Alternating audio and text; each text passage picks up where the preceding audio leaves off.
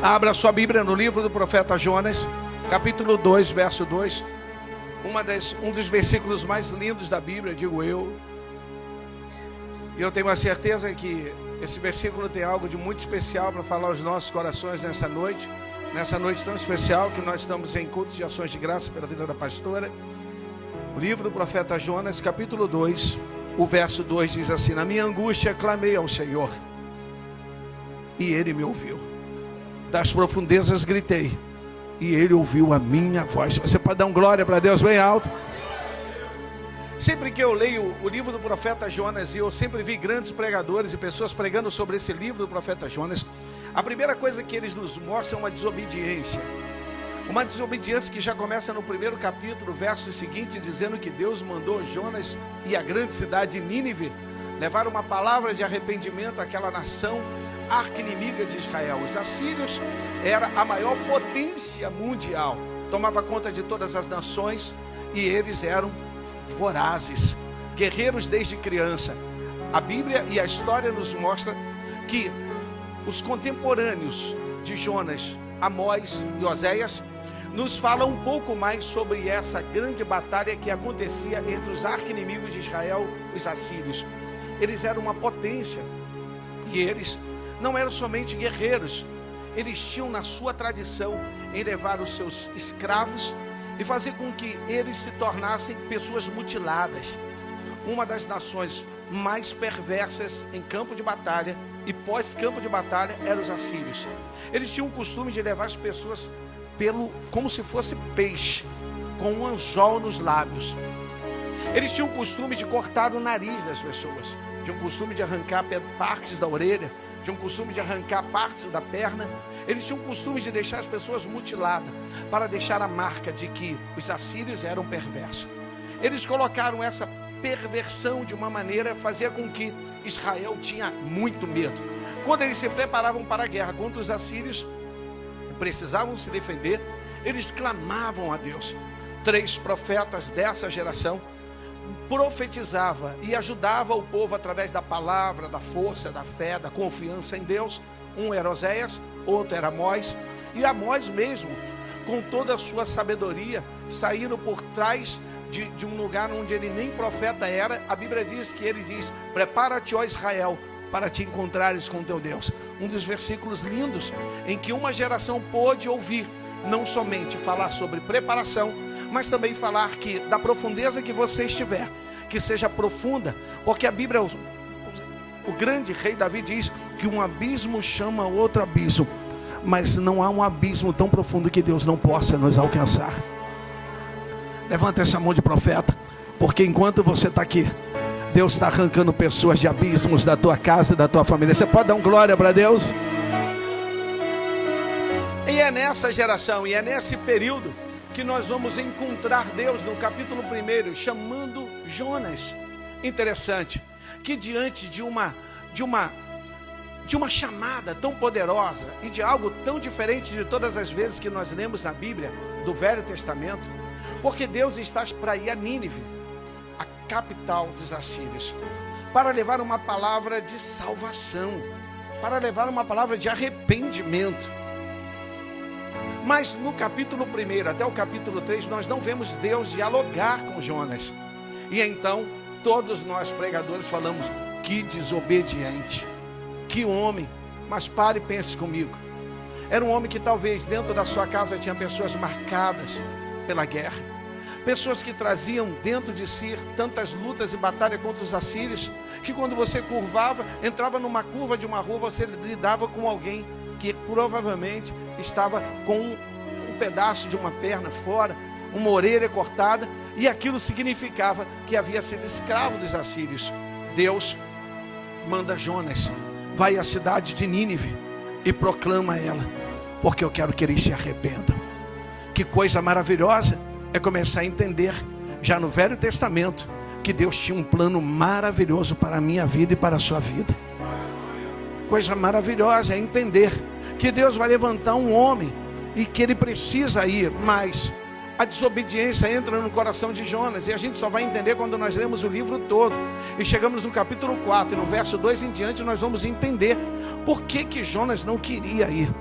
Jonas então resolve no capítulo 4, quase no final de tudo que ocorreu, ele resolve abrir para mim e para você dizendo: Deus, nós não já tínhamos conversado, e o que me chama a atenção é a proporção da chamada de Jonas. Não era algo pequeno.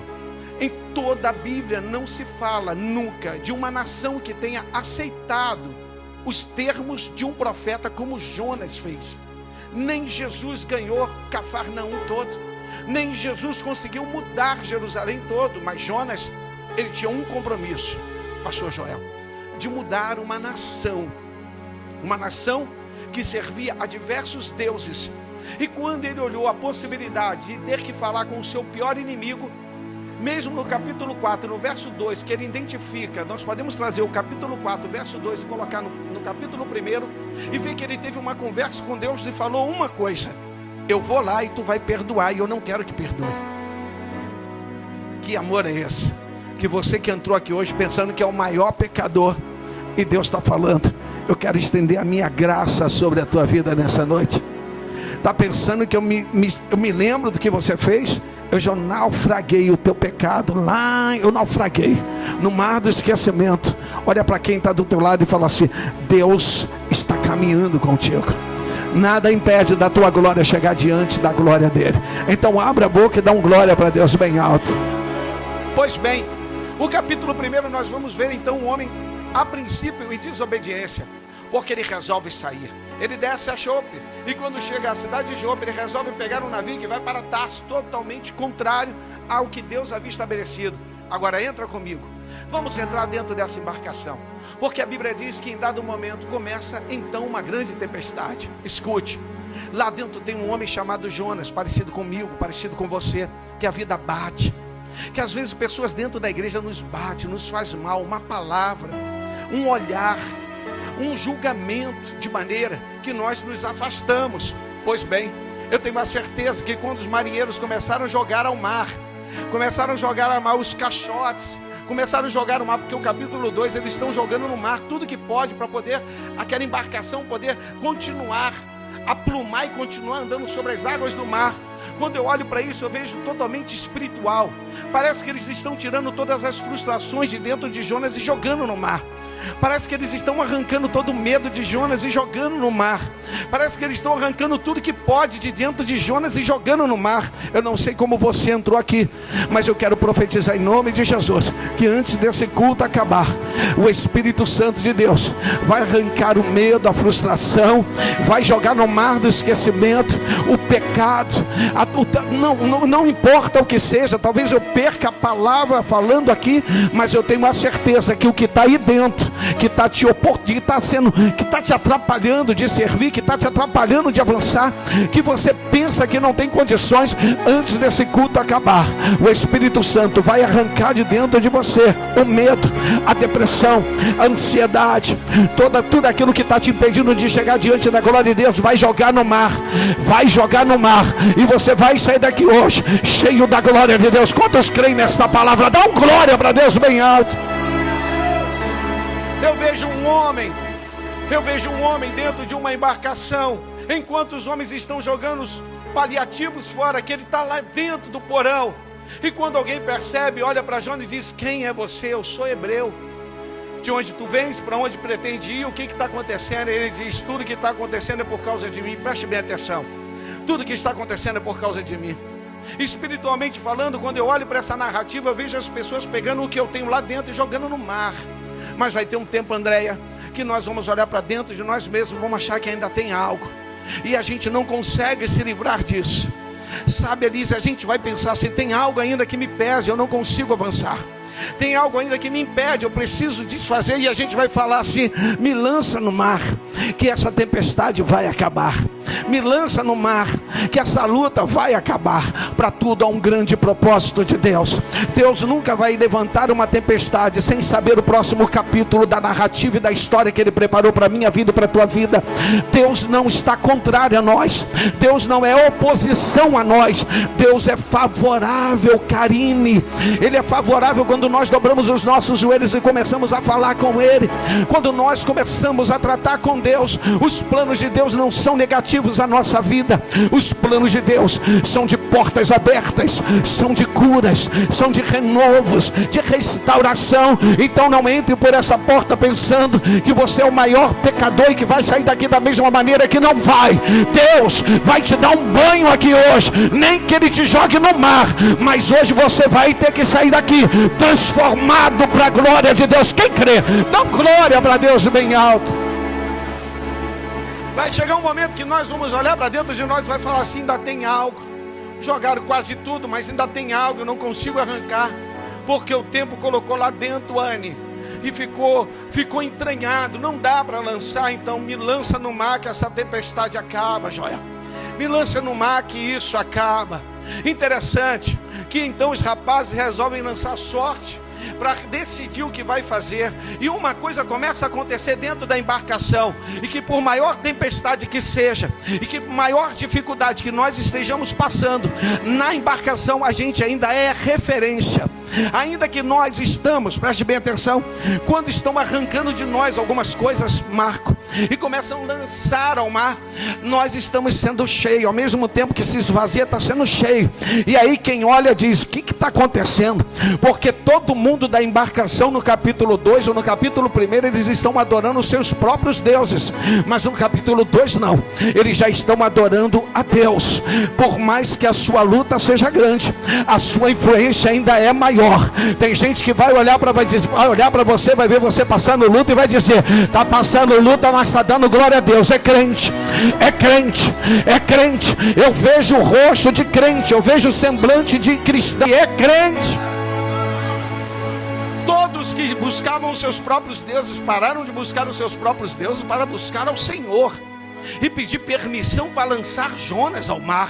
Olha para quem está do teu lado e diz: você está passando luta? Não, fala com autoridade: você está passando luta, mas você não é qualquer um. Para tocar em você, tem que pedir permissão para o papai do céu. Cadê o glória para Deus? Cadê o glória para Deus? Para tocar em você tem que pedir permissão a Deus. E eles vão orar e pedem permissão, e então eles lançam Jonas ao mar. Coisa linda é entender que tem pessoas que nunca vai conseguir enxergar de perto o plano de Deus. Quando eles lançam Jonas ao mar, acabou a tempestade, mas também a vida de Jonas acabou, mas o plano de Deus ainda continua. Não, você não entendeu. No momento mais difícil que você está atravessando, as pessoas vão dizer: está acabado. Não, não está. Não, já sumiu, ninguém vê ela, ninguém vê mais ele. Cadê ele? Cadê ela? Eles não estão te vendo, mas o céu está te vendo. Pastora Beatriz, ninguém vê, mas Deus te vê. Deus está vendo. As pessoas disseram: o plano de Jonas falhou, mas o plano de Deus não falhou, porque ninguém está vendo Jonas, mas Deus está vendo Jonas, Joel. Ninguém está vendo mais Jonas, mas Deus está, os céus está trabalhando em favor de Jonas. Jonas foi lançado ao mar, como tudo aquilo que ele tinha, o que estava incrustado nele, o que estava amaranhado dentro dele, precisou descer as águas. Eu me lembro que no Velho Testamento a água é usada como forma de pureza, de limpar, de purificação. Então vamos pegar o Jonas, o desobediente, e vamos jogar na água. Mas quem olha e a tempestade passa, ninguém vê mais Jonas. Aquilo que Deus preparou para a minha vida e para a tua vida, tem muita gente que não vai ver, mas vai ter notícia que o projeto de Deus não falhou, que o plano de Deus não falhou. Cadê o glória para Deus aqui nessa noite? Quando acaba esse momento, todos os marinheiros, eu já estou encerrando, quando acaba, todos os marinheiros dizem: Jonas morreu. Vamos entrar nas entrelinhas e vamos narrar sem criar nenhuma heresia. O navio aportou no porto seguro, e quando eles saíram, falaram para os marinheiros que estavam no porto: que tempestade atravessamos, passamos uma luta tão grande, você não tem ideia, e tudo por causa de um hebreu. E quando nós pegamos o hebreu e lançamos no mar, e o hebreu, o que aconteceu? Quando lançamos no mar, a tempestade acabou. Mas ainda tem uma coisa: o que? E o hebreu, cadê ele? Morreu. Olha para quem está do teu lado e diz: tem pessoas que não vai ver o teu milagre, mas o céu já preparou o teu milagre. Não, você entendeu? Tem pessoas que não vão entender, mas o milagre de Deus já está acontecendo na tua vida. Não, você nem reparou, nem entendeu. Você está aqui dando glória a Deus e aleluia, e o milagre de Deus já desceu sobre a tua vida, sobre a tua casa, sobre a sua família. Levanta a mão e dá glória para Deus aqui nessa noite. E então no capítulo 2, uma das coisas mais lindas, bota bem aqui, uma dos versículos mais lindos é: das profundezas eu gritei, da sepultura eu clamei, e tu, Senhor, ouvistes a minha oração. Que coisa linda essa palavra, essa oração desse homem, porque ele vai nos falar que ele esteve na sepultura e que ele esteve nos mais baixos e das profundezas das águas. Se você ler o capítulo 3, a Bíblia diz que ele sente as correntes de água passando sobre si. Ele sente toda a pressão e ele sabe exatamente onde ele está, porque um peixe o tragou. E digamos aqui, o livro do profeta Jonas não é uma parábola, porque ele é contemporâneo de Oséias e contemporâneo de Amós. Não é uma parábola, é uma narrativa real, porque esse mesmo Jonas profetizou durante o reinado de Jeroboão, há 790 anos antes de Jesus. Então nós não estamos falando de uma parábola ou de uma historinha, nós estamos falando de algo que Deus havia preparado e estava apontando para o Novo Testamento. Ele estava mostrando para mim e para você que o plano que tinha na vida de Jonas era muito parecido com o plano na vida de Jesus, e que ele não estava somente se lançando ao seu povo, mas futuramente ele iria nos adotar, seríamos por adoção, porque jamais um Deus poderia levar o seu profeta para uma nação, para falar o seu arqui-inimigo, para dizer sobre redenção. Agora vamos ver o que nós temos na igreja aqui hoje. Olha para quem está do teu lado e diz: você é um potencial para Deus. Pois bem, quando comecei a ministrar, falei sobre algo em desobediência, e arremeti ao capítulo 4, verso 2, para falar que Jonas teve uma conversa com Deus, porque ele saberia que Deus iria perdoar os ninivitas, e Jonas não queria ir por causa disso. Jonas conhecia a compaixão de Deus e o amor de Deus. Não houve uma experiência, foram diversas experiências para Jonas poder dizer: eu não vou, porque eu sei que tu vai perdoar. Ninguém recusa algo de alguém sabendo do que vai ser feito já em coração. Então quando nós olhamos para essa narrativa, nós vamos encontrar esse homem chamado Jonatas sendo lançado pelo peixe na beira da praia. Agora vamos encontrar esse homem que orou, que clamou, que se consertou com Deus. Vamos ver esse homem se levantar com uma roupa suja, com um cheiro de peixe, começar a caminhar. Antes de caminhar, rolou na areia da praia para lá, rolou na areia da praia para cá, e falou: Deus, eu tenho algo muito grande à frente de mim. Eu tenho uma coisa muito grande, que é esse projeto de andar por 3 dias por uma cidade, apregoando que tu vai destruir ela daqui a 40 dias. Pai, eu não sei como é que vai ser isso. Escute isso. E então ele rola na areia, ele rola para lá, e de repente ele se levanta e vem como um doido, andando por Nínive, capital dos assírios, e vem caminhando, e vem profetizando no meio da cidade, e vem dizendo: ei, ninivitas, daqui a 40 dias o Senhor irá destruir toda essa cidade. Uma coisa interessante, maravilhosa, que eu começo a entender, que às vezes a nossa vida vai lá embaixo. Já reparou? Às vezes a nossa vida toma um rumo que a gente vai lá embaixo, a gente acha que não é ninguém. Mas eu estou falando de um homem que acabou de ser lançado do peixe na praia. Eu estou falando de um homem que passou 3 dias e foi suficiente para ele se tornar a maior potência, um dos homens em potencial para conseguir mudar toda uma nação. Eu estou falando para pessoas que estão sentadas aqui nessa noite, que talvez você tenha entrado aqui pensando que não é ninguém. Se Jonas em desobediência teve a capacidade de em 3 dias mudar uma nação, olha para quem está do teu lado e diz: você tem capacidade de mudar a tua casa, o bairro que mora, a cidade que está morando. Deus está levantando muitos Jonas aqui nesta noite, que vai apregoar a palavra de Deus. Que potencial dele, que homem em potencial. Um homem que está em desobediência, e agora ele entra em juízo com Deus, e 3 dias depois ele está caminhando pela cidade. Como pode um homem em 3 dias mudar a cabeça de toda uma nação? Não há na história da Bíblia nenhum homem que tenha feito tal situação. Não há na história da Bíblia um homem sequer, nem Jesus. Jesus foi expulso de Nazaré ao entrar dentro da sinagoga e começar a ler o pergaminho do profeta Isaías, dizendo: o Espírito de Deus está sobre mim para proclamar as boas. Naquele momento ele foi expulso de Nazaré. Ele mesmo cita dizendo que se todos os milagres que ele fez em Cafarnaum fossem feitos em Tiro e Sidom, no dia do julgamento final ele teria mais amor e carinho para tratar em julgamento aquelas duas cidades pagãs, porque Cafarnaum desprezou o amor de Deus. O que eu estou falando aqui nessa noite, que está sentado homens e mulheres de Deus aqui que tem um potencial tão grande, que você ainda não entendeu. Basta entrar em juízo com Deus, o peixe vai te lançar na praia. Se prepare com cheiro de peixe, andar pela cidade, mas mudar a história da tua casa e da tua família. Está preparado para receber de Deus aqui nessa noite? Ele entra na cidade e ele começa a profetizar. Pare e pense comigo, nós estamos no nosso dia a dia e de repente alguém entra pela Presidente Vargas ali no estado, aqui no centro do Rio de Janeiro, um homem com uma roupa toda suja e começa a profetizar. Você não vai dar atenção, eu não vou dar atenção, ninguém vai dar atenção, ninguém, Marcão, vai dar atenção. Jonas entrou por uma cidade exatamente dessa maneira. Jonas está entrando na cidade como ninguém o conhecia, está falando para pessoas que ele não amava, que ele queria distância, ele queria se afastar. Ele foi para Tarsis e Deus mudou toda a situação. E quando eu olho para Jonas e algumas pessoas dizem desobediente, eu vejo um homem em potencial. Eu não sei de que maneira você entrou aqui hoje, se sentindo o que está se sentindo. Talvez você se sinta o pecador aqui hoje. Não, eu olho para você e vejo potencial.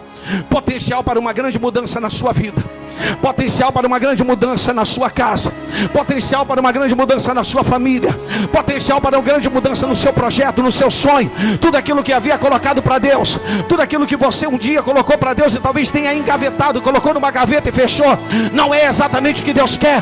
Deus está aguardando você entrar em juízo com Ele. E talvez nesse abismo que você está, porque o capítulo 2 diz que Jonas diz: das profundezas eu gritei. Ele não foi num lugar tão distante que Deus não pudesse ouvi-lo. Ele não entrou num abismo tão profundo que o Senhor não o ouvisse. Mas é lá que Deus trata homens e mulheres como nós.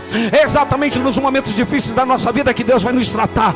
É lá que nós vamos clamar a Deus, e não ao vizinho, e não à família, e não a alguém conhecido, e não ao pastor, e não a uma irmã. Vai ser exatamente lá que a nossa voz só vai ser ouvida, no trono da glória de Deus. Para de falar a tua vida para quem quer que seja. Para de falar no teu WhatsApp para quem quer que seja. Para de ligar para essas pessoas para falar da sua vida. Se está no abismo, se liga no céu, trata com o céu. Os céus vai se abrir e Deus vai te ouvir, vai te responder. Cadê o glória para Deus aqui nessa noite? Você está pensando que você não é ninguém? Você tem um potencial enorme. Para de se menosprezar. Para de colocar um sentimento dentro de você que não é seu. Deus te fez um tesouro precioso. Ninguém daria a vida por algo que não tem valor. Quando Ele deu a vida do filho dele, Ele falou: você tem valor. Jonas era o desobediente, mas no capítulo 4, no verso 2, nós entendemos que ele teve uma conversa com Deus. E a conversa que ele teve com Deus foi: eu bem sei, se tu me mandar lá, tu vai perdoar todo mundo. Eu estou indo à toa porque tu és um Deus cheio de compaixão. Eu vou lá, mas eu sei que tu vai perdoar, e eu não quero que perdoe, porque nós temos pessoas marcadas pela guerra. Nós temos familiares que foram marcados, trucidados pelos assírios, e tu está me mandando ir lá para pregar redenção. Não houve sequer na história da Bíblia nenhuma nação que tenha se curvado, desde o rei até os animais, para o Senhor. Não há uma nação. Pela primeira vez, o livro do profeta Jonas mostra para mim e para você que o plano de Deus não era somente para o israelita. O plano de Deus viria a mim e a você. Nós seríamos por adoção. Deus estava preparando tudo para aquele grande dia. Se Jonas passou 3 dias no ventre do peixe, o meu Deus, o meu Senhor passaria 3 dias debaixo da terra. Mas quando ele se levantou com poder e autoridade. E essa autoridade ele derramou sobre a nossa vida. Está preocupado com o quê? Está aí triste porque levanta essa cabeça, sacode essa poeira. Deus está no controle de todas as coisas. Cadê o glória para Deus aqui nessa noite? Você tem um potencial demais. Há um potencial em cada um de nós que desconhecemos. E Deus vai ter que nos levar aos extremos para a gente entender o que nós temos na realidade. Acorde para quem você é. Pastor, estou tentando uma prova para governo federal. Você é a melhor. Pastor, estou tentando uma prova para o magistrado. Você é o melhor. Pastor, por quê? Porque você é um potencial de Deus. Entre em juízo com Deus. Faz o que exatamente Jonas fez. Dentro ele fez uma das orações mais lindas. Ele faz, Joel, uma das orações que mexe conosco nos momentos difíceis que nós atravessamos, que nós entendemos que o nosso abismo não é tão profundo quanto o de Jonas, e basta a gente falar com Deus e Ele vai ouvir. E Jonas vai dizer: eu senti as águas passando sobre mim, eu senti a morte bem próxima de mim, eu senti que eu estava bem abaixo da sepultura, e por isso eu não liguei meu WhatsApp para chamar ninguém. Eu gritei e eu clamei ao Deus do céu, e tu, Senhor, ouvistes a minha oração. Deus parou o trono de glória dele. Tantas coisas para fazer, tantas coisas a responder, tantas pessoas a cuidar, e Deus parou para olhar um desobediente que gritou: você não é qualquer um, tem um potencial muito grande na tua vida, que está aguardando acender para mudar a tua história de vida. Sabe por que nada dá certo? Porque você ainda não sabe quem você é e quem você serve. Sabe por que as portas estão fechadas? Porque você ainda não tratou com aquele que tem a chave. Pastor, quem é que tem a chave? Uma porta tem chave pequena para um determinado tamanho, uma fechadura tem uma chave determinada para qualquer fechadura, mas o Deus que você serve, que eu sirvo, Ele tem a chave ainda que abre todas as portas, seja ela pequenas, sejam ela grandes, sejam cadeados. O teu Deus tem chave que abre todas as portas, e eu declaro que nessa noite Ele está abrindo portas aqui nessa noite. Quem crê? Quem crê? Levanta a mão e dá glória para Deus aqui nessa noite. Há um potencial em cada um de nós. Desconhecemos, o inimigo brinca conosco, o inimigo bate na gente, o inimigo tira a gente do foco, faz a gente entrar numa embarcação e buscar um lugar mais escuro e se esconder, e as pessoas vão lançar e vão saber que o problema daquela embarcação somos nós, e que por mais que comecem a jogar os caixotes, não são caixotes. Espiritualmente está lançando o que tem aqui dentro, são os nossos medos, as nossas frustrações. Eu não olho para Jonas como desobediente, eu olho para Jonas como um homem sofrido, que talvez tenha apanhado muito na geração, talvez um Jeremias que profetizou tanto que ia acontecer, e as pessoas batiam nele dizendo que não ia acontecer. As pessoas maltratavam o profeta, que não vem para massagear ego de pessoas, ele vai ser sempre não visto, bem visto. Mas aquele que vem só falando de mel, ele é querido, ele é amado. Mas aquele que começa a dizer: olha, prepara-te, ó Israel, para te encontrares com teu Deus, se preparando para festa, se preparando para casamento, se preparando para 15 anos, se preparando para formatura, mas ainda não preparou a vida espiritual para se encontrar com Deus, para ter uma mudança dentro de casa, para ter uma mudança, na mesma geração em que Deus está mudando uma nação chamada Nínive, Deus está tocando com o rei sentado no trono. Olhe, pare um minuto, entre no capítulo 3. O rei resolve ouvir o que o profeta falou. O clamor, a voz de Jonas tomou um eco e entrou pelo palácio do rei, a pessoa de maior potencial dentro de uma nação. E quando ouve, o seu coração se aquece. Por quê, pastor? Porque Jonas em potencial era um grande profeta. Jonas não era qualquer pessoa. Em desobediência, como costumamos falar, em potencial ele era alguém. Porque ninguém iria mudar uma nação como ele, simplesmente entrando e pregando. Ele não vai mudar só o rei dá uma ordem, fala que não quer que os animais comam. Olha para quem está do teu lado e fala assim: meu Deus, o que é isso? O rei mandou vestir os animais com panos de sacos. O rei começou então a preparar toda uma dinâmica de arrependimento. Que voz é aquela? Que potencial é aquele que 3 dias atrás estava dentro de um navio, encolhido debaixo de um porão? Eu não sei como você entrou aqui hoje, triste, cabisbaixo.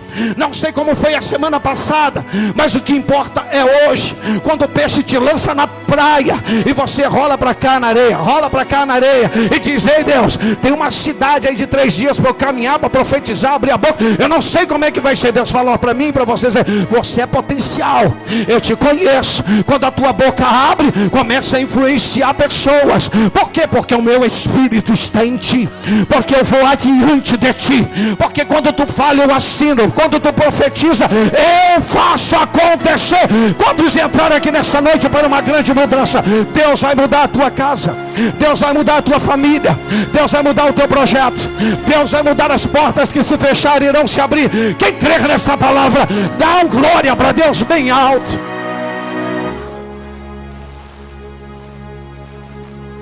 Não adianta, sai do canto de se vitimizar, sai do canto do coitadinho. Você não é coitadinho. Para de vitimizar, você não é vítima.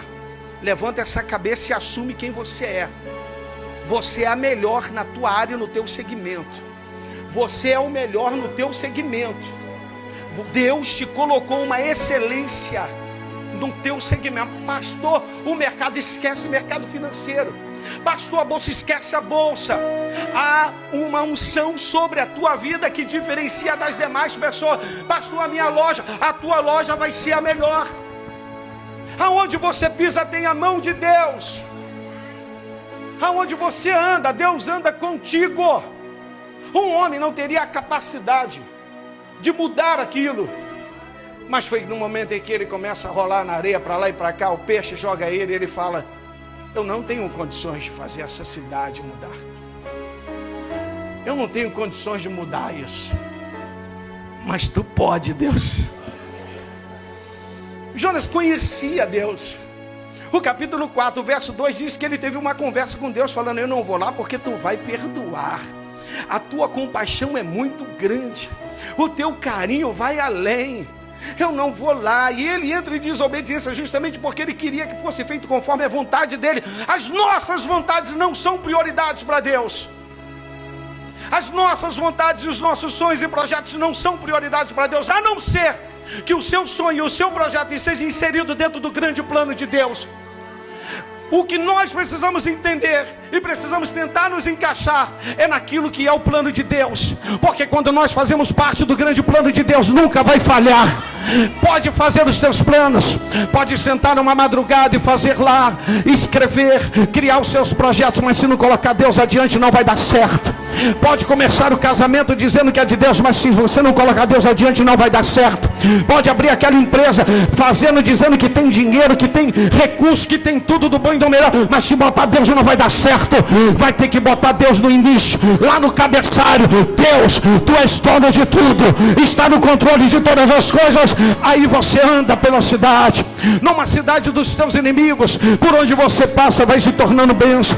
A tua fala vai sendo ampliada, a tua voz vai fazendo eco, e quando você menos espera, tem um rei, a maior pessoa lá dentro daquela nação, dizendo: jejum para todo mundo, jejum e oração ao Deus desse profeta. Eu profetizo que Deus vai usar pessoas para falar que a tua casa é abençoada, que o teu projeto é abençoado, que a tua família é abençoada, que o teu trabalho é abençoado. Não adianta, ninguém pode amaldiçoar aquilo que Jeová abençoou.